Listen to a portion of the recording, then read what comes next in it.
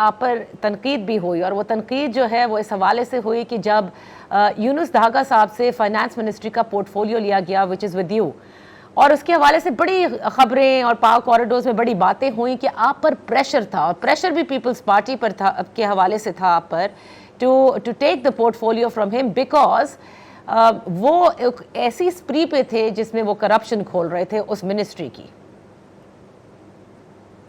जी, मैं आपसे अर्ज़ करूं, जिस तरह मैंने कहा कि मैंने कुछ एडमिनिस्ट्रेटिव मेजर्स लिए थे, उसमें इसकी तरफ भी मेरा जहन था।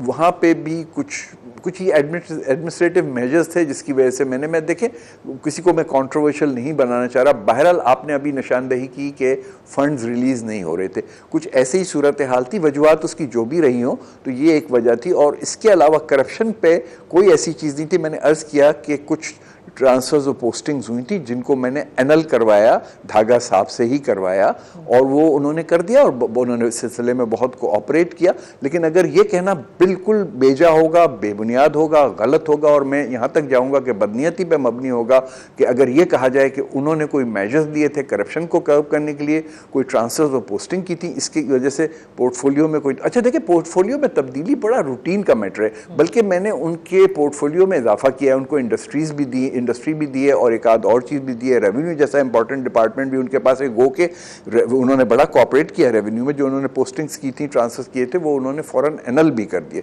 तो ये कतन बेबुनियाद बात है, इसमें कोई सच्चाई नहीं।